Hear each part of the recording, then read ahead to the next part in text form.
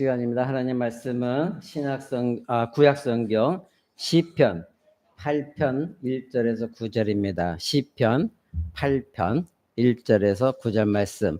제가 가진 성경으로는 구약성경 807쪽에 있습니다. 시편 8편 1절에서 9절 말씀. 찾으신 줄 알고 제가 여러분 앞에 봉독해 드립니다. 여호와 우리 주여, 주의 이름이 온 땅에 어찌 그리 아름다운지요. 주의 영광을 하늘 위에 두셨나이다. 주의 대적을 인하여 어린아이와 젖먹이의 입으로 말미암아 권능을 세우심이요. 이는 원수와 보수자로 잠잠케 하려 하심이니이다. 주의 손가락으로 만드신 주의 하늘과 주의 베풀어 두신 달과 별들을 내가 보오니 사람이 무엇이간데 주께서 저를 생각하시며 인자가 무엇이간데 주께서 저를 권고하시나이까. 저를 천사보다 조금 못하게 하시고 영화와 종기로 관을 씌우셨나이다. 주의 손으로 만드신 것을 다스리게 하시고 만물을 그 발 아래에 두셨으니 곧 모든 우양과 들짐승이며 공중의 새와 바다의 어족과 해로에 다니는 것이니이다. 여호와 우리 주여, 주의 이름이 온 땅에 어찌 그리 아름다운지요. 아멘. 이제 우리가 시편을 보게 되어집니다. 제가 말씀드린 대로 한 달에 한 번 정도 시편을 보겠다 했는데 사도행전 강의를 하다 보니까 쫓기다 보니까 한 달씩 자꾸 좀 넘어갑니다. 그래서 오늘 시편 8편을 지난번에 7편까지 우리가 알아봤기 때문에 8편을 알아봅니다. 그런데 이 8편이 지금 우리가 새벽기도 시간마다 듣고 있는 창조와 연관되어져 있는 말씀입니다. 여러분은 휴가철이나 휴일에 야외에 나가서 밤하늘을 쳐다볼 때가 있었을 것입니다. 그때에 여러분들은 어떤 생각을 하는지 모르지만 요즘처럼 더운 날에 저희 집에 에어컨을 이제 아직 안 달아서 더운 날씨니까 밤에 밖에 데크에 나가서 하늘을 바라봅니다. 그때에 주위가 껌껌하니까 도시에서는 볼 수 없는 별들을 많이 보게 되어집니다.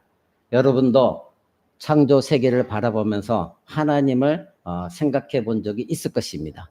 그런데 자연 세계를 바라보면서 하나님의 위대하심을 찬양하고 있느냐 이것이죠.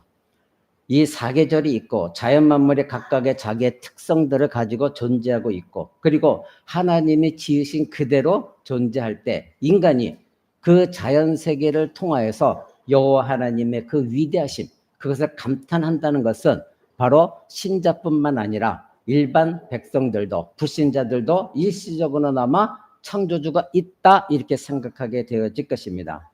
불신자와 신자의 차이점은 이 불신자들은 그저 감탄하는 것에 그치지만 그러나 신자는 그 하나님의 창조하신 손, 보이지 않는 손, 하나님의 능력, 창조의 의미 그리고 창조 세계 속에서 나타나지는 하나님의 숨결을 느끼고 찬양하는 것이죠. 그것이 불신자와 신자의 차이점인 것입니다.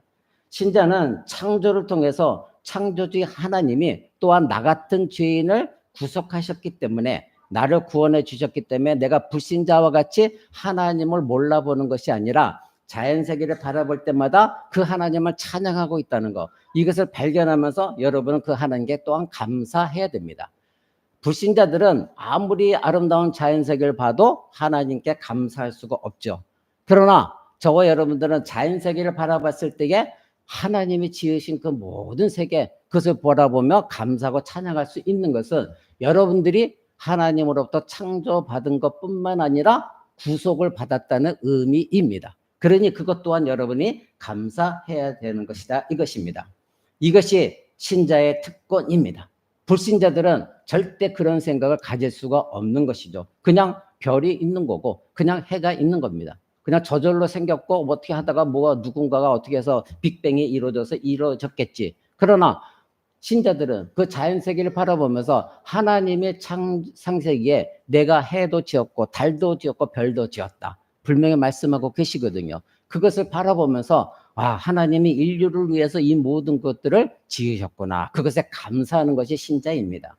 오늘 우리가 읽은 이 시편 8편은 창조 세계를 바라볼 때마다 그 창조 하나님의 은혜를 생각하게 하는 시입니다. 1절을 보시면 여호와 우리 주여 주의 이름이 온 땅에 어찌 그리 아름다운지요 이렇게 말하고 있죠. 근데 3절을 보면 주의 손가락으로 만드신 주의 하늘과 베풀어 두신 달과 별을 내가 봅니다. 이렇게 말합니다.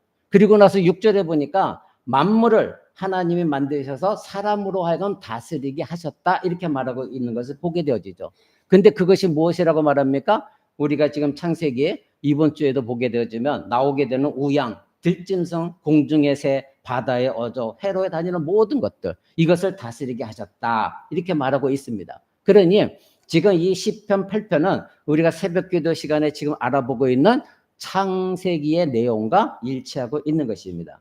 그런데 오늘 우리가 알아봐야 할 것은 이 시편 8편이 궁극적으로 창조만을 노래하는 시편이 아니라는 것입니다. 물론 1절부터 보면은 하나님을 찬양하고 창조주 하나님을 찬양하고 있으나 위대하신 그 하나님의 창조 세계를 바라보면서 하나님을 찬양하고 있는데 그런데 무엇을 생각하면서 찬양하고 있느냐 이것입니다. 이것을 여러분들이 발견하시길 바랍니다. 즉 어떠한 상황 속에서 자연세계를 바라보면서 하나님을 찬양하고 있느냐 이것입니다.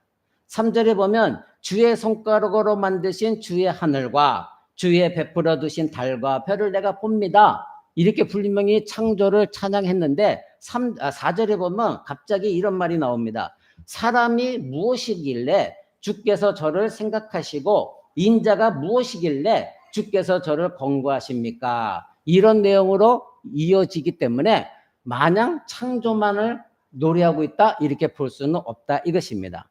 즉 시편 8편은 자연세계를 바라보고 하나님을 찬양하고 있지만 더 깊이 들어가서 인간에게 아름다운 은혜를 베풀어 주신 그 하나님을 찬양하고 있다는 것을 우리는 발견해야 됩니다. 이것입니다. 즉 여러분들이 자연에 나가서 어디 먼 곳에 가서 별을 보거나 해와 달을 보거나 숲을 바라봤을 때 그저 불신자들처럼 아름답네 좋네 이것이 아니라 하나님 이 자연세계를 봤더니 인간인 나를 그토록 하나님이 사랑하셔서 거듭나게 하셨고 구속하셔서 이 자연세계를 보면서 하나님을 찬양하게 하시니 너무나 감사합니다. 여기까지 이어져야 된다 이것입니다. 바로 하나님이 지으신 이 자연세계가 매우 위대하고 놀라운 것이지만 온 우주 만물을 창조하신 하나님이 왜 하필이면 왜 나 같은 인간을 이토록 귀하게 여기시고 이토록 영화롭게 은혜를 베푸셨는가 여기까지 이어져야 된다 이것입니다. 그것이 지금 시편 8편이 우리에게 말해주고 있는 내용입니다. 도대체 내가 무엇이길래 내가 인간이 무엇이길래 하나님께서 나를 이토록 사랑하시는가? 그래서 구원해 주셨는가? 그래서 자연세계를 바라보면서 그 하나님을 찬양하게 만드셨는가? 이것입니다. 1절에 주의 영광을 하늘에 두셨다 이렇게 말했거든요. 그러니까 여호와 하나님은 온 세계에 뛰어난 분이십니다. 그래서 하나님의 영광은 하나님 나라 보좌에 있습니다. 1절에 보니까 주의 영광을 하늘 위에 두셨다. 그러니까 하나님의 영광은 하나님 나라 하늘에 있습니다. 그래서 우리 인간은 당연히 하나님께 영광을 돌려드려야 되나 우리 인간이 하나님의 영광을 드리지 않았다고 해서 하나님의 영광스럽지 않은 존재가 아니다 이것입니다. 하나님의 영광은 절대 손상당하지 않으십니다. 하나님의 영광은 창세전부터 영원까지 있는 것이 하나님의 영광입니다. 그러니까 주의 영광을 어디에 두셨다? 하늘 위에 두셨다 이렇게 말하고 있는 것이죠. 2절에는 여호와께서 대적을 꺾으시고 잠잠하게 하셨다. 이것은 무엇입니까? 하나님의 거룩한 백성들이 이 땅 가운데 살아갈 때에 도대체 내가 무엇이길래 하나님은 내 원수들을 나를 공격하는 그 모든 보수자들을 입을 닫게 하시고 그들을 다 물리치시는가? 그들을 잠잠하게 하시느냐? 이것을 지금 노래하고 있다 이것입니다. 그러니 이것은 자연세계에 관한 노래만이 아니다 이것입니다. 이것은 바로 인간인 나를 위한 여호와 하나님께서 행하신 일들 바로 나를 창조하셨을 뿐만 아니라 나를 구속하셨기 때문에 내가 자연세계를 바라보면서 내가 도대체 무엇이길래 나를 이토록 귀하게 여겨주셨습니까? 이 찬양까지 옮겨가게 하신 것은 창조주 하나님뿐만 아니라 구속주 하나님도 발견할 수 있었기 때문에 지금 이 시인은 창조주 하나님과 구속주 하나님을 찬양하고 있다. 이것을 우리는 발견해야 된다. 이것입니다. 거기에 왜 어린아이와 젖먹이 입으로 권능을 세우셨다 이렇게 말합니까? 2절 보십시오. 주의 대적을 인하여 어린아이와 젖먹이의 입으로 말미암아 권능을 세우셨대요. 자, 대적이 있습니다. 하나님의 대적 때문에 어린아이와 젖먹이의 입으로 권능을 세우셨다. 여러분, 어린아이 젖먹이는 힘이 없어요. 능력도 없습니다. 가장 약하고 가장 낮은 존재입니다. 그들이 무언가 할 수 있는 힘은 아무것도 없어요. 아직 어린아이고 젖먹이에요. 그런데 하나님께서는 이런 어린아이와 젖먹이들을 통해서 하나님의 이름이 높아지심으로 말미암아 하나님의 이름이 지극히 높임받고 있다는 것을 이 시편 8편을 강조하고 있어요. 이 뜻은 무엇이냐면 저와 여러분은 모두가 어린아이, 젖먹이 그리고 갓난아기처럼 연약한 자들이거든요. 어린아이 같고 젖먹이 같으나 그러나 저와 여러분처럼 연약한 우리들의 입술을 통하여 창조주 하나님의 증거되어지고 그리고 그 창조주 하나님의 찬양을 받으시고 영광을 받으시기를 하나님 원하신다 이겁니다. 그때야 하나님의 권능이 세워진다 이겁니다. 그러니 2절을 다시 보십시오. 주의 대적을 인하여 어린아이와 젖먹이의 입으로 말미암아 권능을 세우시며 어린아이와 젖먹이는 힘이 없어요. 능력도 없습니다. 권력도 없습니다. 그런데 어린아이와 젖먹이 같은 저와 여러분, 연약한 저와 여러분을 통하여 하나님의 능력이 세워져 간다 이겁니다. 그래서 하나님이 영광 받으신다 이겁니다. 이것은 무슨 뜻입니까? 매일 우리는 나는 힘이 없어요. 나는 능력이 없어요. 나는 아직도 부족해요. 나는 아직도 연약해요. 이것이 아니라 하나님은 여러분이 연약하고 젖먹이에 있다는 걸 알고 계세요. 그런데 여러분의 그 입술을 통하여 하나님의 권능을 세워나가기를 하나님이 원하신다는 거예요. 우리는 이 시편을 통해서 이것을 분명히 깨달아야 되는 겁니다. 그로 인해서 우리들이 연약한 낮은 우리들의 입을 통하여 영광을 받으시니 우리 앞에서 교만하다고 자랑하는 그 사람들에게도 하나님은 경각심을 불러일으키는 겁니다. 봐라, 저렇게 연약한 자들의 입술을 통하여 하나님 영광 받으시고 그들을 통하여 하나님의 능력이 나타나지니 너희들이 스스로 교만하다고 하는 이 세상의 불신자들 그들에게 하나님은 경고장을 날리신다 이것입니다. 사랑하는 성도 여러분, 하나님은 여러분이 알다시피 심령이 가난한 자를 사랑하십니다. 연약한 자, 날마다 나는 하나님 앞에 죄인입니다. 그러나 하나님, 나는 주님 뜻대로 살고 싶습니다. 그런데 바리새인처럼 나는 저 사람보다 이것이 좋고 이것이 낫고 나는 이것이 능력이 있고 신앙이 더 낫고 나는 신앙생활을 오래 했고 이런 사람은 결코 하나님 그 사람 높이시지 않습니다. 하나님은 심령이 가난한 자를 사랑하시고 예수님도 어린아이같이 겸손한 자들을 사랑하신다고 분명히 말씀하셨습니다. 예수님도 왜 어린아이를 그렇게 사랑하셨을까요? 어린아이들은 요즘 아이들은 그래도 영악하지만 어린아이들은 그래도 순진합니다. 어른들처럼 무언가를 꾸며내거나 거짓말을 하지 않습니다. 그래서 어린아이 때부터 말씀을 심겨줬을 때 그 아이들의 신앙은 어릴 때 자라가는 것이지 성장한 다음에 말씀을 배우게 하려면 굉장히 어렵습니다. 그래서 여러분에게 자꾸 자녀들의 교육하라 제가 자꾸 강조하는 이유가 그거예요. 제가 양평에 살면서 풀과의 전쟁이거든요. 풀 뽑는 게 너무 힘들어요. 그래서 장마철이 있길래 내버려 뒀더니 이 풀이 뿌리를 내리는데 어릴 때 뽑을 때는 쑥 빠져요. 근데 이 뿌리가 시간이 가고 뿌리를 깊게 내리니까 제 이 두 손으로 뽑아도 안 뽑혀요. 너무 깊게 뿌려졌어요. 그래서 제가 그거 뽑으면서 또 하나 느끼는 거예요. 우리 자녀들 지금 하나님 말씀을 있는 그대로 가르쳐줄 때 받아들일 수 있는 그래서 말씀이 뿌리가 깊게 내려지는 지금 때를 놓치면 여러분 정말로 땅치고 후회합니다. 여러분 자녀들이 중학생, 고등학생 돼가지고 그 자녀들의 잘못된 것을 뿌리 뽑으려면 너무너무 힘듭니다. 뽑히지 않습니다. 엄청 힘듭니다. 제대로 뽑으려면 정말로 많은 힘을 들여야 돼요. 사랑하는 성도 여러분, 그러기에 이 시편 8편은 하나님의 자신의 백성들, 그 백성들은 어린아이와 같고 젖먹이 같은 연약한 힘이 없으나 그 연약한 백성들을 위협하고 있는 그 원수들, 그들을 향한 하나님 능력이 그들을 꺾어주시는 거예요. 내가 꺾는 것이 아니라 우리는 연약하고 고백하고 하나님 나는 힘이 없어요. 능력이 없어요. 하나님만 절대적으로 의지합니다. 그랬을 때 하나님이 우리를 도와주시면서 우리를 대적하는 자들을 꺾어주신다. 그래서 우리는 어린아이와 같고 젖먹이 같은 신앙이다. 이렇게 시편 8편은 말하고 있죠. 여러분의 자녀들은 여러분만을 의지하고 있습니다. 그러나 이제는 점점 크게 되지만 절대 부모 쫓아다니지도 않죠. 부모가 한마디 하면 두세 마디 합니다. 반항하기 시작합니다. 여러분 그때는 이제 잡을 수가 없어요. 지금 하나님의 말씀으로 양육하지 않고서는 여러분 정말 가슴 치면서 한탄합니다. 사랑하는 성도 여러분, 이 시편 8편은 처음에는 창조하신 자연세계를 빗대어 하나님을 노래하고 있지만 결국 그 자연세계도 인간을 위한 하나님의 창조였고, 그리고 그 창조세계를 바라봤더니 창조주의 그 하나님의 전지전능하신 그 손길로 자기 백성들을 위해서 그 자기 백성들을 공격하고 있는 모든 사단, 마귀, 그 모든 것들을 꺾어주신 일, 그것이 무엇입니까? 하나님의 구속사역이죠. 우리를 구원하신 구속사역, 그것을 찬양하고 있는 것으로 발전하고 있는 것을 우리는 보게 되어집니다. 그러면 우리가 여기서 깨닫게 되어지는 것은 무엇입니까?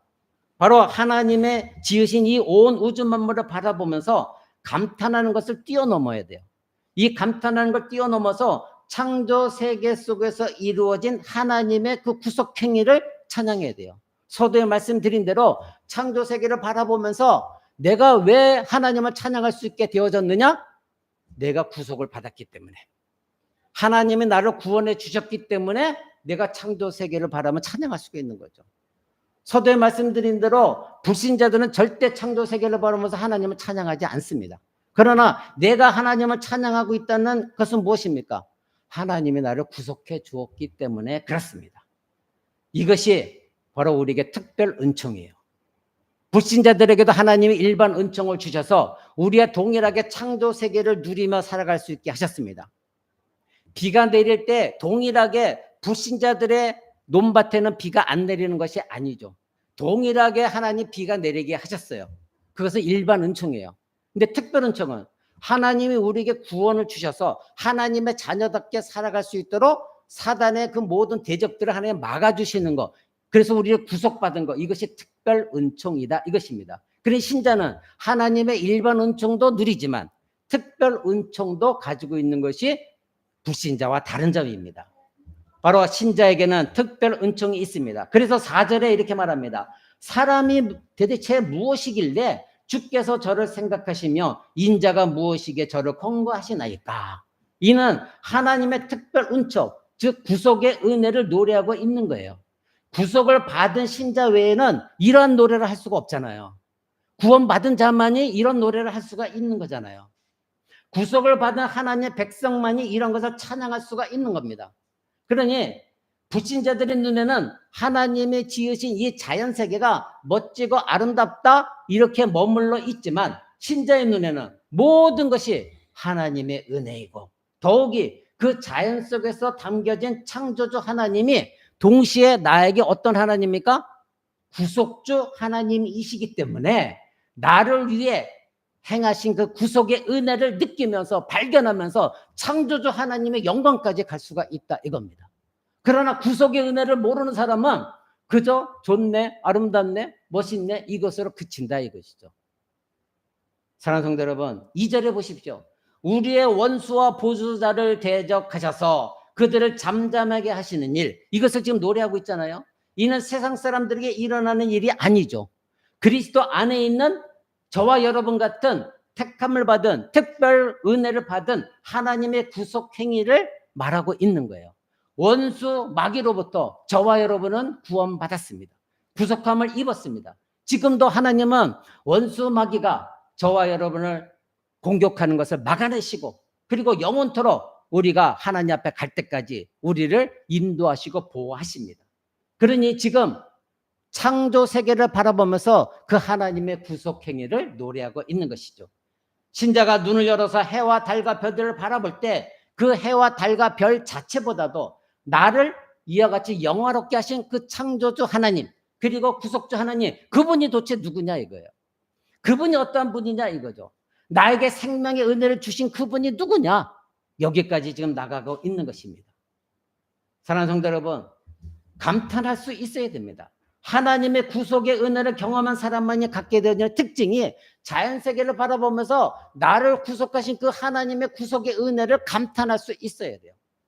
그저 불신자들처럼 너무 공기가 좋다, 너무 아름답네, 멋있네, 평안하네, 이것이 아니라 내가 이 정도로 바라보면서 하나님을 찬양할 수 있는 것은 하나님이 나를 구속했기 때문에, 나를 구원해 주셨기 때문이다. 이것까지 나가야 된다, 이것입니다.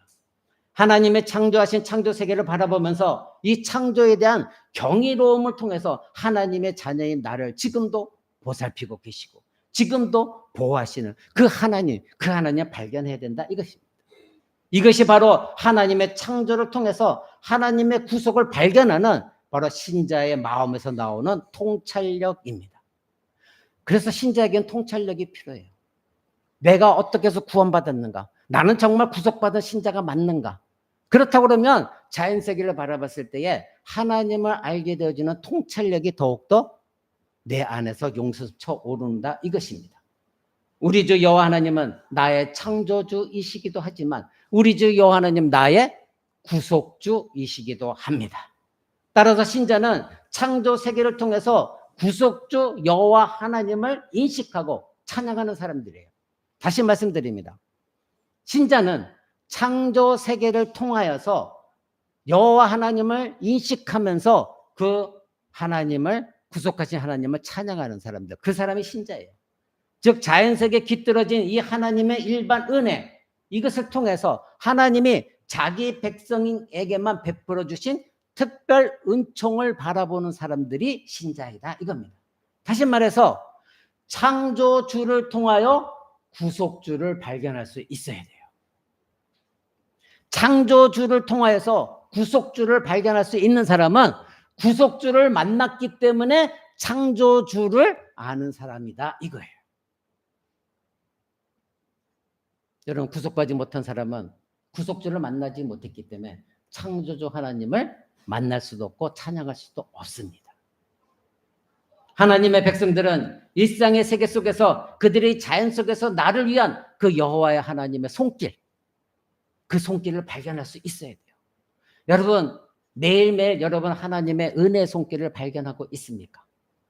만약에 여러분들이 은혜의 손길을 순간순간 발견하지 못한다면 내 삶은요, 매일 힘들 수밖에 없어요. 매일 불평, 불만이고 부족한 것뿐이고 힘든 것뿐이에요. 그런데 지금도 나에게 은혜 베푸신 것이 무엇일까 한번 곰곰이 한번 생각해 보세요. 여러분에게 이 더운 날 피할 수 있는 집을 주셨어요. 시원하게 할 수 있는 에어컨도 주셨어요. 먹고 살 수 있어요. 자녀들 말 안 들 때도 있으나 그러나 그래도 교회에 나와서 하나님께 예배를 드리고 있어요. 미우나 고우나 남편 그래도 내 옆에 있어요. 여러분, 남편 없는 사람들이 살아가는 거 정말 힘듭니다. 감사하셔야 돼요. 모든 것이 은혜의 손길이다, 이것입니다. 그런데 우리는 그 하나님의 은혜의 손길을 발견하지 못하면 이내 좌절과 절망 속에 빠질 수가 없고 그런 사람들은 하나님을 찬양할 수가 없다, 이것입니다. 하나님은 저와 여러분을 창조하시고 그대로 내버려 두지 않으셨습니다. 죄악 가운데 그대로 방치하지 않으셨습니다. 멸망 가운데 그대로 썩어 없어지게 하지 않으셨습니다. 바로 구속주 하나님을 이 땅에 보내주셔서 특별한 은혜인 구원의 은혜를 경험하게 하셨습니다. 지금도 하나님의 은혜의 손길을 경험하면서 살아가는 신자라고 한다면 그 사람은 매일매일 내가 거듭난 신자요, 매일매일 나의 삶이 하나님을 찬양하고 그 은혜에 감사하는 삶을 살아갈 수가 있는 것입니다. 그러면 인간이 창조주 하나님과 구속주 하나님을 찬양하게 된 것이 이것이 인간을 위한 것인가 하나님을 위한 것인가, 이것을 우리는 알아보기를 원합니다. 영원 전부터 영원 후까지 알파와 오메가 되시는 그 지존하신 하나님께서는 바로 이 신자들만을 통해서 영광을 받으시고 찬양을 받으시는 분이 아니에요. 하나님은 우리가 하나님을 믿었다고 해서 하나님이 더 높아지시는 것도 아니고, 왜냐하면 하나님은 영원 전부터 가장 높이 계시는 하나님이시기 때문에 그렇습니다. 우리 인간이 영광을 돌린다고 해서 하나님이 더 영광스러워지시고 우리가 영광을 돌리지 않는다고 해서 하나님 영광이 땅에 떨어지는 것이 아니에요. 하나님의 영광은 영원 전부터 영원 후까지 영광의 주이십니다. 그래서 인간의 평가에 따라서 하나님의 존귀하신가 위험하신가 영광스러움이 높아지거나 낮아지거나 이렇게 결정되어지지 않는다 이것입니다. 하나님의 영광은 영광 그 자체로 있으십니다. 결국 신자가 자연세계를 통하여 하나님을 바라보고 찬양하기를 원하신 이유는 하나님에게 어떤 유익이 있으셔서가 아니라 신자인 저와 여러분에게 신앙의 유익이 되어지기 때문에 그런 것입니다. 바로 창조세계를 통하여 하나님은 창조주 하나님만이 아니라 창조주에서 구속주를 발견하게 하심으로 말미암아 우리 자신들에게 은혜가 끼치도록 하나님이 하신 것이에요. 그러니 시편 8편이 창조세계를 바라보다가 바로 하나님을 찬양하게 된 것은 자기 자신이 구속하신 그 하나님을 발견했기 때문에 더욱더 하나님을 찬양하게 된 것이다 이것입니다. 그래서 고백한 것이 여러분 4절에 사람이 도대체 무엇이간데 주께서 저를 생각하시고 인자가 무엇이길래 주께서 저를 권고하시나이까 즉 보호하시나이까 이렇게 말하고 있는 거예요. 사랑하는 성도 여러분, 그러기에 창조를 통해서 구속을 알게 되는 것은 신자만의 특권입니다. 하나님께서 이 광야의 이스라엘에게 메추라기를 공급해 주신 거 여러분 알고 계시죠? 여러분 동풍을 불게 하셔서 우리 고기 먹고 싶어요, 배가 고파요, 그럴 때 하나님이 광야의 동풍을 부셔서 메추라기 떼를 그들에게 보내주셨습니다. 얼마나 세게 동풍이 불었으면 그 메추라기 떼가 그렇게 밀려 쓸려 올 정도로 하나님의 바람을 불러 일으키셨겠습니까? 그런데 그 동풍으로 인해서 하나님 택하신 이스라엘 백성들을 굶기지 아니하셨어요. 먹고 살 수 있었습니다. 그들이 원했던 그 고기를 광야에서 40년 동안 질리도록 그 고기를 먹을 수가 있게 하나님이 하셨습니다. 오늘 설교서두에 자연세계를 바라보면서 창조주 하나님을 발견한 사람은 구속주 하나님도 발견하고 찬양할 수 있다 이렇게 말씀드렸습니다. 자, 그러면 구속주를 믿는 사람들은 창조주 하나님을 믿기 때문에 신자는 자연세계 속에서 하나님의 손길을 발견하는 사람들이 되어져야 돼요. 그렇기 때문에 광야에서 메추라기를 보내신 이 동풍을 단지 불신자들처럼 우연히 어떤 자연현상이 일어났기 때문에 메추라기들이 바람에 쏠려서 왔구나 이렇게 생각하는 사람은 불쌍한 사람들이죠. 그 사람들은 우연으로 치기 때문에 신앙이 없는 불신자들입니다. 그러나 세상은 그렇게 했달지라도 저와 여러분들은 이 광야의 동풍이 하나님께서 이스라엘 백성들의 기도를 들으셔서 그들이 고기를 먹고 싶다는 배가 고프다는 그 문제를 해결하셔서 하나님 동풍을 불어주셨기 때문에 그 똑같은 동풍을 바라보면서 하나님의 구원의 은혜의 손길을 믿는 신자, 그 사람들이 진정한 신자이다 이겁니다. 그러니까 이스라엘 백성들은 그 동풍이 몰려와서 메추라기가 자기들이 쏠려올 때마다 하나님 우리의 기도를 들으셔서 이 메추라기를 하나님이 보내주셨구나. 하나님의 은혜의 손길을 펼쳐주셨구나. 그 창조 세계 속에 일어난 일들 통하여 하나님을 발견할 수 있었다 이것입니다. 그렇기 때문에 그들은 단지 광야에서 일어나는 자연 현상으로만 바라보지 않았다 이것입니다. 불신자들이 이 출애굽기를 읽으면 광야에서 하나님께서 이스라엘에게 베푸신 그 모든 일들, 이 모든 것들이 믿어지지 않거나 또는 그런 일이 일어나서 참 흥미롭네, 재미있네 이렇게 여길 것입니다. 그러나 저와 여러분들은 지금 하나님의 자녀들이기 때문에 광야에서 베푸신 모든 일들이 그 하나님께서 자기 자녀들을 위해 베푸신 능력, 은혜의 손길이었다는 것을 알고 있기 때문에 이것은 무엇입니까? 우리들에게 베푸신 하나님 은혜의 손길, 지금도 살아있다는 것을 경험하는 거예요. 그것을 깨닫는 거예요. 그것이 신자의 특권이에요. 근데 여러분 이것을 깨닫지 못하면 여러분 매일매일 삶 가운데 하나님이 지금도 나를 돕고 계시다는 것을 부정하고 있어요. 그러니까 매일 그 사람들에게는 뭐만 보이냐면 나에게 부족한 것들만 보여집니다. 나에게 이것이 부족하고 그래서 나는 불행하고, 그러나 나를 도우셔서 나를 구원하신 것, 지금도 나에게 은혜 손길을 펼쳐주신 것을 발견하지를 못해요. 그는 신자가 그렇게 되어지면 하나님을 높일 수도 없고 찬양할 수도 없고 감사할 수도 없다 이것입니다. 사랑하는 성도 여러분, 지금은 광야의 시대, 즉 구약의 시대가 아니라고 해서 그 하나님의 손길이 지금 이 시대에 죽어 있거나 사라진 것이 결코 아닙니다. 하나님은 영원하신 하나님이기 때문에 하나님의 손길은 지금도 작동하고 계십니다. 그런데 문제는 뭐냐면 그 하나님의 손길은 보여지는 손길이 아니라는 것이죠. 보여지질 않거든요. 그러니까 내한테 믿어지지가 않는 거예요. 이 하나님의 은혜의 손길은 어떻게 하면 보여집니까? 저와 여러분들이 믿음이 있어야 됩니다. 은혜가 충만해야지만이. 그래서 영적인 눈이 밝아져야만 이 하나님의 은혜의 손길을 발견할 수가 있는 거예요. 여러분의 믿음이 부족하면, 여러분의 은혜가 부족하면, 그래서 영적인 눈이 세상적인 것을 가려져 버리면 지금 나를 돕고 계시는 변함없는 하나님의 은혜의 손길을 절대적으로 발견할 수가 없습니다.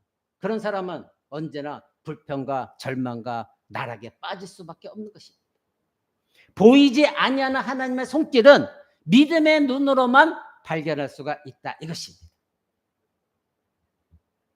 베풀어 주신 은혜의 손길 알지 못하는 사람은 더 나은 무언가를 하나님 도와주세요 말할 자격이 없어요.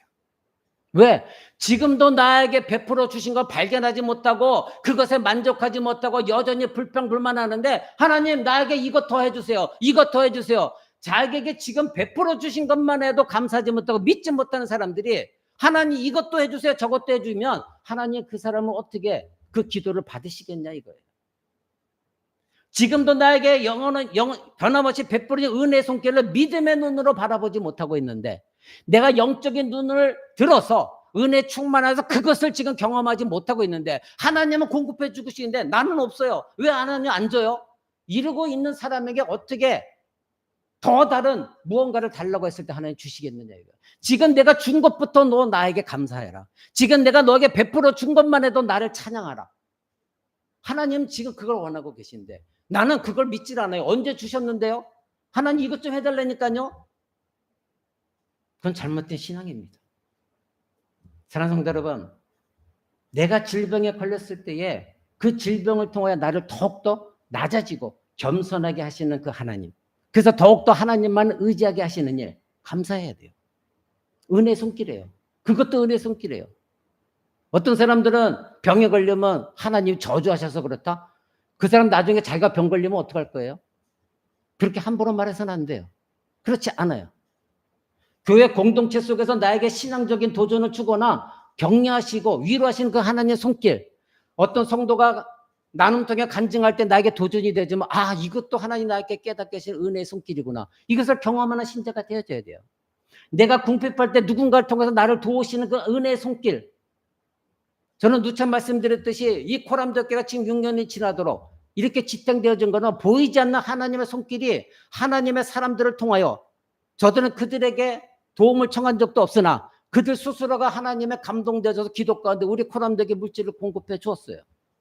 그래서 그들에게 언제나 말하는 게 하나님의 은혜의 손길이 여러분을 통하여 우리 코람덕교를 도와줬습니다. 은혜의 손길이에요. 그것에 감사할 줄 아는 우리가 돼야 돼요. 내가 궁핍할 때, 우리 교회가 어려울 때 누군가를 통해서 보내주신 하나님의 은혜의 손길에 감사해야 된다 이겁니다. 여러분, 누군가를 통해서 나의 자녀들을 깨우치시는 것, 이것도 하나님의 은혜의 손길이에요. 우리 모두에게 힘 주시고 건강 주시고 이 예배 자리에 나오도록 하신 것, 이것 또한 하나님의 은혜의 손길이에요. 모든 것이 하나님을 간섭하시고 하나님의 은혜의 손길이 아니었다면 여러분들이 지금 누리고 있는 것조차 불가능한 것들입니다. 이러한 것들에서부터 여러분들은 하나님의 은혜의 손길이 지금도 오늘 이 시간에도 나와 함께 하고 있다는 것, 이것을 인식하고 감사하는 여러분들이 되셔야 돼요. 지금 우리는 모두가 광야 같은 삶을 살고 있습니다. 여러분도 그렇게 생각하고 있죠. 너무나 고달프고 힘든 삶입니다. 주변에는 광야의 맹수들이 순간순간 저와 여러분들을 공격하고 있고 우리 앞에 그물을 놓고 언제 빠질까 기다리고 있습니다. 우리 모두는 내가 원하는 만큼 풍족하지도 않고 만족스러운 삶도 아닙니다. 그러나 신자는 이 광야 같은 이 삶 속에서 광야에서 이스라엘에게 베푸신 그 하나님의 은혜의 손길, 그것이 지금도 작동하고 계시고 지금도 일하고 계시고 지금도 베풀어 주고 계시고 앞으로도 베풀고 계시다는 것을, 이것을 여러분들이 반드시 믿고 인식하고 살아가야 돼요. 하나님은 그런 신자들에게 더욱더 은혜를 베푸시고 필요한 것들을 공급하시지, 하나님 감사하지도 않고 주신 것에도 감사하지도 않고 주신 것에도 인색하면서 언제나 하나님 이것 주세요 저것 주세요 하면 하나님은 인격체이시거든요. 하나님은 여러분의 주신 만큼 감사를 받고 싶어 하시는 하나님이세요. 내가 주었는데 근데 너는 거기에 감사도 없이 또 이것 주세요 이것 주세요. 여러분 그것은 비인격체예요. 개들이나 하는 일이죠. 여러분 짐승들은 자기에게 무언가 주면 좋아요. 제가 살고 있는 곳에도 개 2마리가 있는데 저를 너무 좋아해요. 왜냐하면 가끔 올라갈 때마다 제가 맛난 걸 간식을 주거든요. 그러면 그냥 그거 얻어먹으려고 꼬리쳐요. 하물며 인격체도 없는 짐승도 자기에게 무언가를 주는 사람을 반기고 순종하고 앉으라면 앉고 꼬리치는데 어찌 인격체로 하나님을 아는 지식을 준 인격체인 인간들이 하나님이 그동안에 베풀어 주신 해와 달과 별 창조하신 모든 것들 나에게 지금까지 내가 존재하도록 하신 모든 것 내 가족을 지켜주신 모든 은혜의 손길에 발견도 못하고 깨닫지 못하고 감사하지 못하다면 어찌 그 사람을 하나님의 자녀라 말할 수 있느냐 이것입니다. 사랑하는 성도 여러분, 신자는 불신자들처럼 광야에서 우연히 바람이 불어서 날아온 그 메추라기 때 그것을 보는 것이 아니라 그 메추라기 때가 몰려왔습니다. 그렇다면 그 메추라기 때를 보여지는 현상만 바라보면서 나에게도 저런 일이 있으면 좋겠다 이 현상에 매몰되지 마시고 그렇게 되면 여러분은 은사주의나 기복주의에 빠집니다. 여러분 제가 왜 은사주의와 기복주의가 잘못됐다고 말하냐면 그 사람들은 나타나지 현상에만 관심을 갖고 있어요. 그것을 베풀어 주신 뒤에 계신 하나님을 바라보지 않습니다. 그래서 나타나는 현상만 바라보면서 이거다 나에게 이런 능력이 있다 내가 이렇게 부자가 되어졌다 이것만 관심을 갖고 있기 때문에 그래요. 여러분 지금 여러분에게 은혜 베푸신 그 하나님 뒤에서 일하고 계시는 그 하나님을 발견하셔야 돼요. 나에게 지금 무언가 좋은 것이 있으면 뒤에서 나를 지금도 돕고 계시고 여기까지 인도하신 그 하나님 발견하지 못하면 여러분에겐 날마다 불평밖에 없어요. 미움밖에 없어요. 아무리 하나님 말씀을 읽고 배우고 있다 할지라도 내 삶 속에서 하나님의 실체가 지금까지 나를 배경 삼아서 나를 내 뒤에 배경으로 계시는 그 하나님이 존재하고 있다는 걸 믿지 못하면 모든 것이 헛되고 헛된 것입니다. 여러분들은 나타난 현상에만 자꾸 눈을 돌리지 마십시오. 불신자들은 나타난 현상만 바라봅니다. 그러니까 하나님이 계시다면 나한테 증명해봐. 하나님은 영이신데 그걸 어떻게 증명해 보입니까? 은혜의 손길은 보이지 않는 거고 믿음의 눈으로만 보는 것인데 영의 눈이 열려야만 발견할 수 있는 건데 그 사람이 믿음도 없고 영의 눈도 없는데 하나님이 계시다는 거 어떻게 보여줄 수 있느냐 이거예요. 그러니까 바보 같은 질문만 해요. 바보 같은 요구만 해요. 그러나 신자는 하나님이 살아계시는 걸 믿기 때문에 내 뒤에서 은혜의 손길이 작동하고 있다는 것을 알고 있는 사람들이에요. 그러니까 이 광야에서 자기 백성들을 먹이신 하나님의 긍휼을 발견하는 거예요. 나타나는 현상 메추라기를 보고 이렇게 도우셨네 나에게도 이런 도움이 있으면 이것이 아니라 그 메추라기를 보내신 하나님의 긍휼 은혜의 손길을 발견할 수 있는 사람이 되어져야 그 은혜의 손길 긍휼의 손길이 여러분에게도 작동되어지는 거예요. 그런데 왜 우리는 자꾸 나타나는 현상에만 나도 저것을 얻었으면 나도 저랬으면 나도 저랬으면 여러분 그건 아무리 세월이 지나가도 이루어지지 않아요. 사랑하는 성도 여러분 구속의 은혜를 받지 않은 사람은 그렇게 친다 할지라도 여러분들은 창조 세계를 바라보면서 구속주를 생각하고 바라보는 그 은혜 바로 그 은혜 속에서 지금도 보이지 않게 일하시는 하나님이 나를 돕고 계시다는 것 이것을 붙들고 있어야 됩니다. 아멘. 시편은 여러 가지 문학적인 기법을 사용하고 있거든요. 이 시편 8편도 그런 문학적인 기법을 사용하고 있는데 그게 교차 대조법이라는 거예요. 예를 들어서 여러분 1절을 보세요. 1절과 9절이 같은 내용이에요. 그리고 2절 3절이 2절이 바로 8절과 7절 8절과 같은 내용이에요. 이게 뭐냐면 첫째 영과 마지막 영 그 다음 둘째 영과 마지막에 두 번째 영 이 같은 내용을 얘기하면서 점점 중간으로 모이게 되면 가운데가 이 시편이 말하고자 하는 핵심이에요. 이것이 바로 이스라엘 백성들의 문법에 그들은 아주 뛰어난 문법입니다. 일반 사람들은 이거를 한국 사람들은 이것이 습관화되지 않기 때문에 잘 이해가 안 되지만 이스라엘 백성들은 이것은 너무나도 평범한 거기 때문에 말씀을 읽으면 핵심이 어디 있다 이걸 불금을 발견해요. 그러니까 그런 교차 대조법으로 읽게 되어지면 여기에 핵심은 가운데 있습니다. 그게 뭐냐면 이 시편 8편의 중심은 4절과 5절이 되어집니다. 그 4절과 5절의 내용이 아까 읽어드린 대로 다시 한번 읽어드립니다. 사람이 무엇이간데 주께서 저를 생각하시며 인자가 무엇이간데 주께서 저를 권고하십니까? 저를 천사보다 조금 못하게 하시고 영광과 존귀로 간을 씌우셨나이다. 이렇게 말합니다. 그러니까 이것은 무엇을 얘기합니까? 지금 사람에 대해서 말하고 있는 거예요. 사람. 그러니까 인간의 고귀함은 바로 하나님의 백성들만을 인식하고 있는데 이토록 하나님은 인간을 고귀하게 창조하셨다는 겁니다. 이번 주 여러분들이 새벽기도의 창세기를 배울 때 이제 6째 날 사람으로 가거든요. 이 사람의 창조는 모든 걸 다 창조하시고 마지막에 인간을 창조하시는데 하나님의 창조의 정점이 인간이에요. 그만큼 인간은 굉장히 존귀한 존재로 하나님이 창조하셨어요. 그러니 하나님의 형상대로 지음받은 이 인간이 하나님과 인격체로 교제를 하면서 하나님의 뜻을 알고 하나님의 계획을 알고 하나님의 목적이 무엇인가 알고 그래서 하나님의 말씀하신 대로 천지만물을 다스리도록 하는 것, 이것이 인간에게만 주어진 특권이거든요. 그러니까 하나님께서는 온 우주 만물을 다스릴 때에 창조의 중심에 인간을 놓으시고 그 인간을 통해서 이 세계를 다스리게 하셨어요. 그래서 이 시편 8편은 밤하늘에 있는 모든 세계를 바라보면서 사람이 도대체 무엇이간데 하나님이 이렇게 위대하게 하나님이 창조하셨습니까? 이것을 지금 말하고 있다 이것입니다.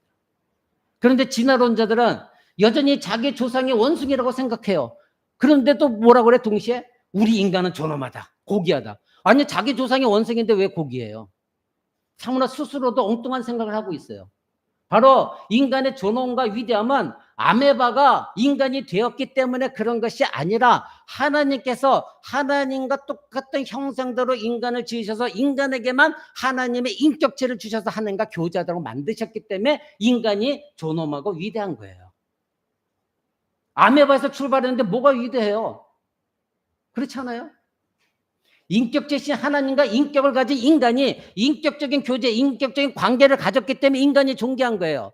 이 세상에 어떤 짐승이 하나님께 기도하고 어떤 짐승이 하나님을 찬양하고 있습니까? 어떤 짐승이 하나님과 교제하고 있습니까? 어떤 짐승이 언어를 가지고 하나님 말씀을 읽고 있습니까?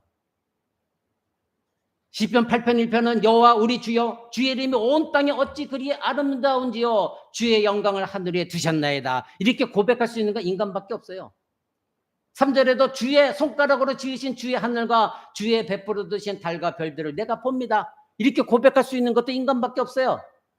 그러다가 4절의 중심부에 뭐라고 해요? 사람이 도대체 무엇이길래 하나님께서 이 사람을 생각하시고 인자가 무엇이길래 우리를 이토록 보호하시고 우리를 존귀케 하시나이까? 이것을 노래하고 있잖아요.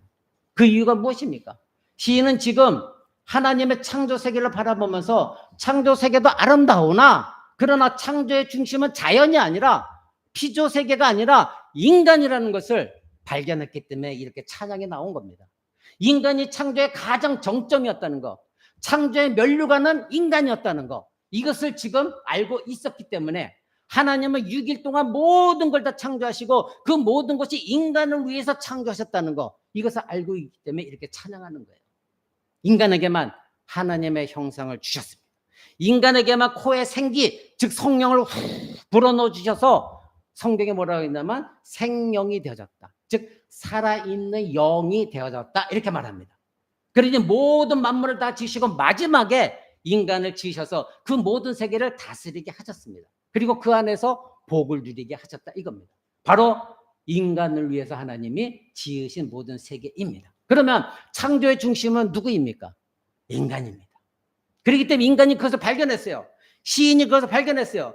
그래서 세계를 바라봤더니 도대체 인간이 무엇이길래 하나님이 이토록 우리 인간을 하나님 생각하시고 권고하십니까? 이 감탄이 나오게 되어졌다 이것입니다.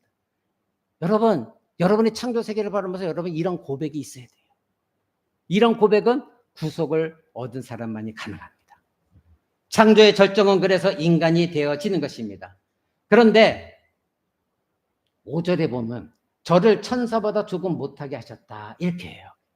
근데 여기에 천사라는 번역에 약간의 문제가 있습니다. 왜냐하면 원어에 보면 엘로힘 이렇게 되어 있는데 엘로힘은 여호와 하나님을 가리키는 단어예요. 그래서 엘로힘이라고 되어 있었기 때문에 물론 어떨 때는 천사와 같은 영적 존재를 가리킬 때도 가끔 있으나 일반적으로 엘로힘은 하나님에 대해 사용했습니다. 그러니까 여기서 번역이 그래서 외국 성경을 보면 한국말로는 천사보다 이렇게 했지만 요즘 새로 나온 번역에는 하나님보다 이렇게 번역된 성경도 있어요. 그리고 외국 번역에는 하나님보다 이렇게 나와 있어요. 근데 우리 오래된 성경에 다 천사라고 나와 있거든요. 이거를 저를 즉 사람을 하나님보다 조금 못하게 하셨다 이렇게 우리는 번역할 때 확실하게 우리는 의미를 깨달을 수가 있습니다. 5절이 말하는 것은 인간이 그만큼이나 즉 모든 세계 우주 만물보다 뛰어난데 하나님보다는 못한 존재로 지으셨다는 거예요. 그러니 얼마나 존귀한 존재냐 이것입니다. 여러분 그런 생각을 해본 적 있으세요?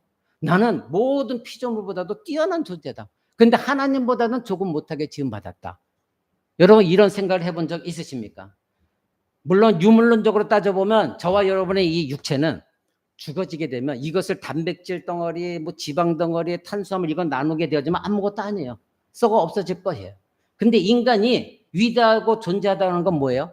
하나님이 특별하게 인간에게만 하나님의 숨결을 넣어주셨어요. 인간에게만 하나님의 형상을 주셨어요. 그래서 인간에게만 세상을 다스릴 수 있는 권세를 하나님이 주신 거예요.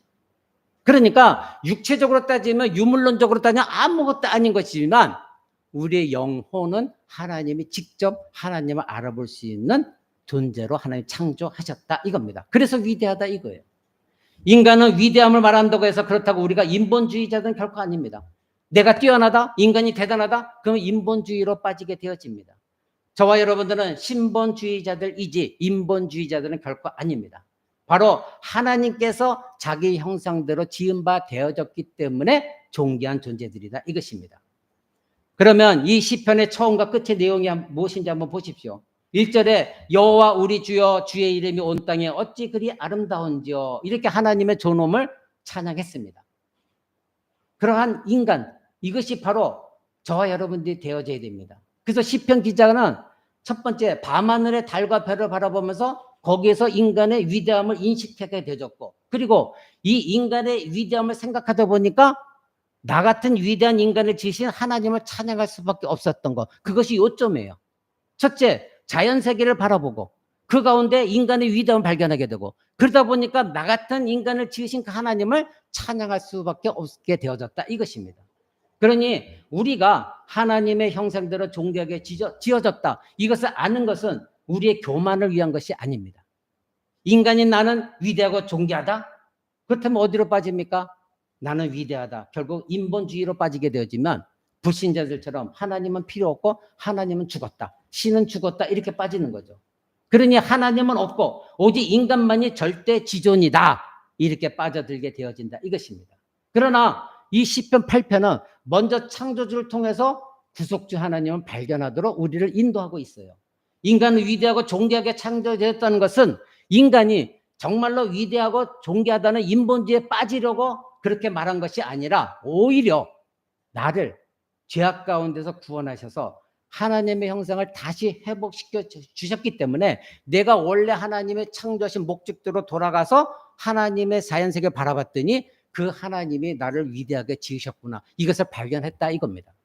불신자들은 똑같이 하나님의 형상을 입혀주셨으나 그들은 구속주 하나님 만나지 못했기 때문에 창조 속에서 하나님 발견하지 못하고 그래서 자기 자신이 위대하다는 것은 그저 인본주의로 빠지는 위대함이지 하나님의 나에게 베푸신 은혜까지는 나아가지 못하는 잘못된 생각을 갖고 있는 것이죠.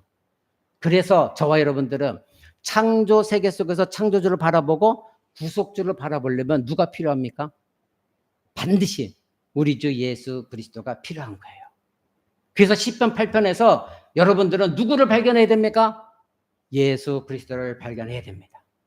여러분 알다시피 신약 성경은 구약 성경을 인용하고 있습니다. 그래서 내용의 본질은 분명하게 동일하고 있고 구약 성경이 하나님 말씀이라는 걸 정확하게 해석해 주는 게 신약에서 인용하고 있는 내용이에요. 여러분 이미 그것에 대해 배웠습니다. 그러면 하나님은 모든 성경을 하나님의 영의 감동 속에서 40명이 넘는 사람들을 하나님이 사용하셔서 성경을 지으셨어요. 그래서 모든 주제가 일맥상통하고 있는 것이 성경입니다. 그러면 우리는 이 시편 8편이 신약 성경에 어디에서 인용해서 그분이 예수 그리스도라는 거, 우리가 구속주 예수 그리스도를 만나도록 이끌어 주느냐 이거죠. 여러분은 저에게 오래전에 히브리서 강해를 성경 공부를 통해서 배웠습니다. 여러분 히브리서 2장 6절 7절을 한번 봅니다. 신약 성경 히브리서 2장 6절 7절입니다.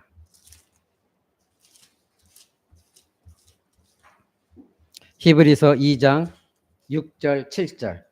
제가 지금 성경 353쪽에 있습니다. 제가 여러분 앞에 읽어드립니다. 사람이 무엇이기에 주께서 그를 생각하시며 인자가 무엇이기에 주께서 그를 돌보시나이까. 그를 잠시 동안 천사보다 못하게 하시며 영광과 존귀로 관을 씌우시며 만물을 그 발 아래 복종하게 하셨느니라. 아멘. 이 내용은 어디 있습니까? 우리가 오늘 본문에 읽었던 시편 8편 4절 5절 내용입니다. 그대로 인용하고 있습니다. 그런데 우리가 여기서 살펴봐야 될 것은 이 히브리서 2장이 시편 8편을 인용하면서 누구에 대해서 말하고 있느냐 이것입니다. 여러분 시편 8편은 인간의 위대함에 대해서 노래하고 있는데 사람이 무엇이간데 이렇게 말했죠. 근데 히브리서 2장은 시편 8편의 4절 5절을 인용하면서 예수 그리스도께서 천사들보다 뛰어나게 하셨다 이렇게 말하고 있거든요. 그 증거가 2장 9절에 나와 있어요. 9절 다시 한번 읽습니다. 2장 7절부터 9절. 오직 우리가 천사들보다 잠시 동안 못하게 하심을 입은 자 곧 죽음의 고난받으심으로 말미암아 영광과 존귀로 관쓰신 예수를 보니. 그러니까 시편 아까 읽었던 7절 6절 7절의 내용이 누구를 얘기한다는 거예요? 9절에 보니까 바로 그분이 사람을 누구로 바꿨냐면 예수 그리스도로 바꾸고 있는 것을 보게 되어집니다. 그러니까 시편 8편은 인간에 대해서 노래하고 그리고 인간을 창조하신 그 하나님을 찬양하고 있는데 히브리서 2장에 와서는 시편 8편을 인용하면서 그리스도에 대해서 말하고 있다는 것을 우리는 발견하게 되어집니다. 자, 그럼 왜 그랬을까? 이것입니다.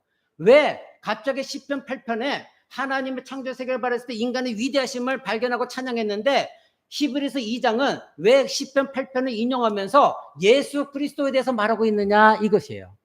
그 2장 9절에 보면은 오직 우리가 천사들보다 잠시 동안 못하게 하심을 입은 자 곧 죽음의 고난을 받으심으로 말미암아 영광과 존귀로 관쓰신 예수를 보니 이를 행하심은 하나님의 은혜로 말미암아 모든 사람을 위하여 죽음을 맛보려 하심이라. 이것은 무엇을 말합니까? 예수 그리스도께서 십자가에서 죽으시고 영광을 얻으신 것에 대해서 말하고 있죠. 그러니까 창조주 하나님과 구속주 하나님이 우리를 위하여 무엇을 행하셨는가를 히브리서 2장이 시편 8편을 인용하고 정확하게 알려주고 있는 거예요. 자, 시편 8편은 창조주 하나님, 인간을 뛰어나게 하신 하나님을 우리는 발견했다, 찬양했다. 그런데 인간이 어떻게 하나님께 은혜 보답하지 뭐 죄를 지으면 멸망장세에 됐는데 그 인간이 다시 어떻게 하나님 형상을 회복하여 오늘날 신자들이 시편 8편처럼 하나님을 찬양할 수 있게 되어졌느냐? 그것을 지금 히브리서는 말하고 있는 거죠. 바로 너희가 예수 그리스도가 십자가에 죽으심으로 너희의 죄를 용서하시고 너희를 구속하셨기 때문에 그 예수 그리스도 만난 사람들은 시편 8편에 있는 것처럼 내가 얼마나 위대하고 존귀한 존재인가를 알고 하나님을 찬양하는 사람들이다. 그래서 제가 오늘 설교 서두에 불신자들은 절대 구속주를 만나지 못했기 때문에 이런 찬양을 못합니다. 그러나 신자들은 예수 그리스도 구속주를 만났기 때문에 그분이 창조주 하나님이시니 그분을 찬양할 수 있는 방향으로 나갈 수가 있다 이것입니다. 사랑하는 성도 여러분, 히브리서는 우리 주 예수 그리스도가 얼마나 탁월하신지, 얼마나 위대하신지, 얼마나 존귀하신지, 그래서 아브라함보다도 위대하시고 모세보다도 위대하시고 구약에 있는 모든 선지자들보다 다윗보다도 뛰어난 분이시다. 이것을 말하고 있는 것이 히브리서 전체거든요. 여러분 그것에서 배웠어요. 그래서 제사제도도 모두가 다 그것은 예표에 불과한 것이고 원래는 누구를 말씀하고 있다? 예수 그리스도를 말하고 있다. 여러분에게 강의한 적이 있습니다. 시편 8편은 그래서 여러분의 말씀드린 대로 바로 인간의 뛰어난 존재로 창조되어졌는데 멸망을 당했습니다. 그런데 다시 창조주 하나님이신 그분이 인간의 몸을 입고 이 땅에 오셔서 우리를 위해 십자가에 죽으심으로 우리의 망가진 하나님 형상을 다시 회복시켜 주심으로 말미암아 다시 위대한 존재로 하나님이 만들어 주셨다. 그래서 그 사람들만이 하나님을 찬양하는 것이다 이겁니다. 문제는 우리들의 죄악이었습니다. 그렇죠?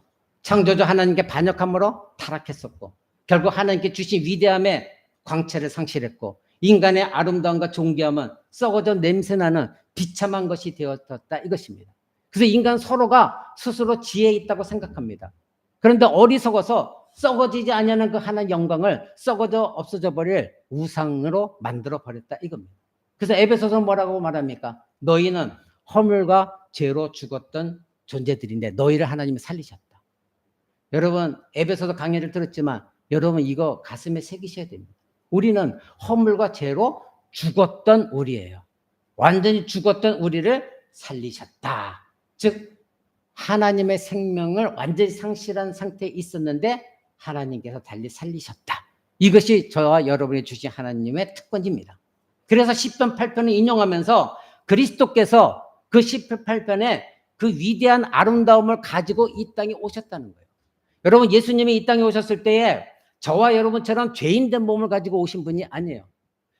예수님은 하나님이시기 때문에 죄가 없으신, 그래서 원래 우리 인간이 하나님의 지으신 때에 죄가 없었던 몸을 입으시고 하나님의 영광 모든 걸 다 버리셨기 때문에 아까 시편에서 말씀하신 대로 하나님보다 조금 못하게 하셔서 이 땅에 오셨어요.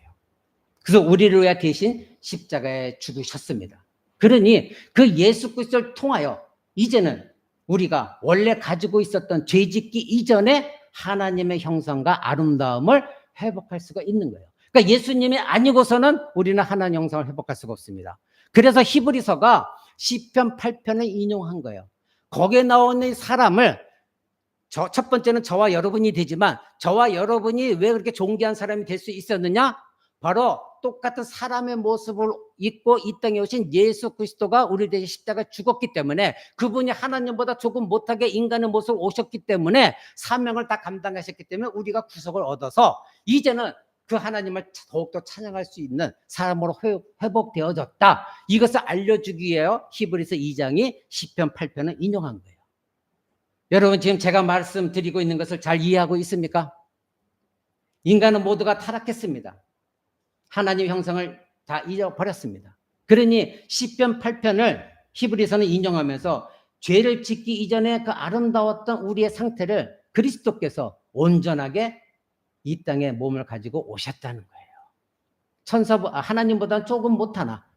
그래서 엘로힘, 그 하나님보다는 조금 못한 인간의 모습을 입고 이 땅에 오셔서 이제 우리의 모든 구속의 은혜를 베푸시고 그래서 다시 하나님을 찬양하게 하셨다. 그러니 우리 인간은 하나님의 형상을 잃어버린 인간은 반드시 누구를 통해서만 하나님의 형상을 되찾을 수 있습니까? 우리 주 예수 그리스도를 통해서만 하나님의 형상을 되찾을 수가 있는 것입니다. 그러기에 신자인 저와 여러분의 아름다움은 절대 외모에 있지 않습니다. 물질이나 명예에 있지 않습니다. 많이 배우고 못 배우고에 있지 않습니다. 내 속에 있는 온갖 악한 것, 욕심, 음란, 미움, 교만, 자기사랑, 이 더러운 배설물과 같은 이 모든 것들이 내 안에 있는데 겉모습만 아름답다고 해서 그것이 아름다운 것이 아니에요. 예수님 말씀하신 대로 회칠한 무덤과 같은 것, 그것은 거짓입니다. 그 회칠한 무덤과 같다는 걸 누구를 향해서 말씀하셨습니까? 바리새인들. 자기 자신은 거룩한 종교인으로서 거룩한 것 같지만 예수님이 하나님이신 그분이 그들을 바라봤을 때 그들 안에는 온갖 욕심과 탐욕과 음란과 미움과 시기와 질투와 자기 사랑 속에 가득한 사람이거든요. 근데 겉으로는 거룩한 척 했거든요. 하나님은 그 외모를 가지고 그 사람 판단하지 않으십니다. 인간의 상실한 아름다움, 위대함, 잃어버린 하나님의 형상, 깨어진 하나님과 인격적인 모든 관계는 오직 예수 그리스도를 통하만이 회복되어 줄 수가 있습니다. 그러므로 신자들은 외모를 가꾸는 데 집중해서는 안 되는 것이고 경건의 능력이 있어야 돼요. 내가 경건의 삶을 산다고 한다면 예배의 삶을 산다고 한다면 내 안에서 예배의 능력이 나와줘야 돼요. 내 안에 경건의 삶, 성화의 삶을 살고 있다고 한다면 성화의 삶의 능력이 밖으로 나타나줘야 돼요. 경건의 능력이 나타나줘야 돼요. 경건의 모습만 있어서는 안 된다고 사도 바울은 말했어요. 너에게 경건의 모습만 보일 것이 아니라 경건의 모습을 갖고 있다고 한다면 너희들 삶 가운데 반드시 뭐가 나와야 되느냐? 경건의 능력이 나타나줘야 된다, 이것입니다.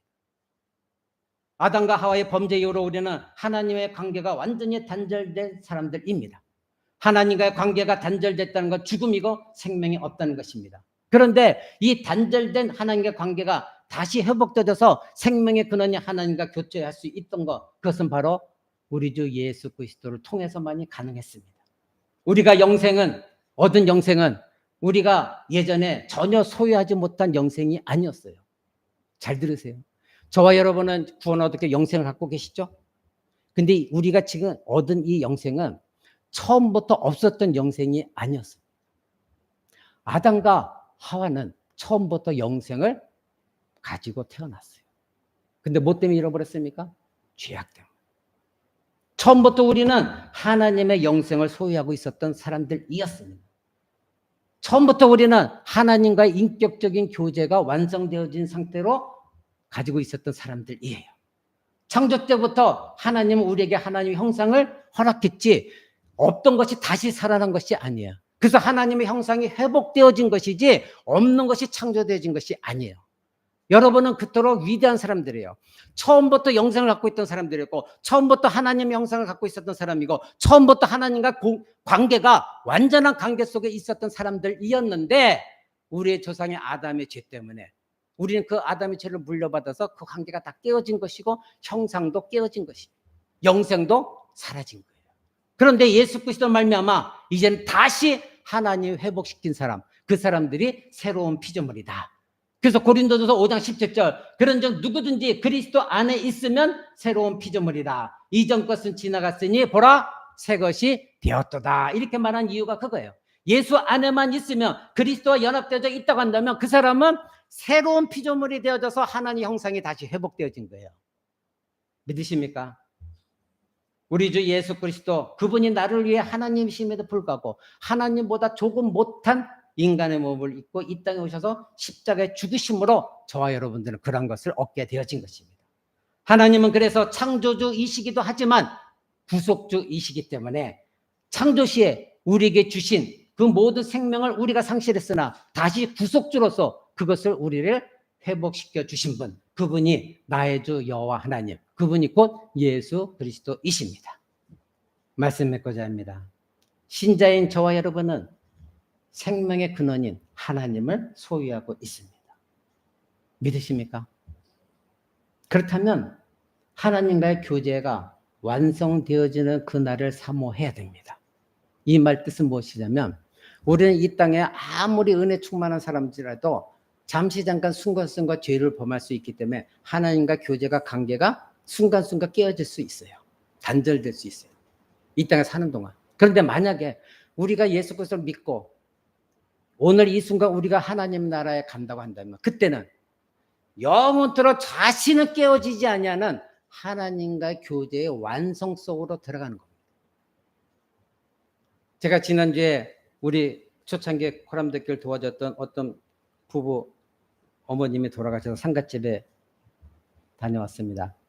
근데 그분이 저에게 감사하다는 메시지를 보내셨어요. 근데 마음이 허망하고 어머님이 권사님이셨는데 그래도 떠나시니까 허망하더라. 그래서 제가 그렇게 보냈어요. 힘드시죠?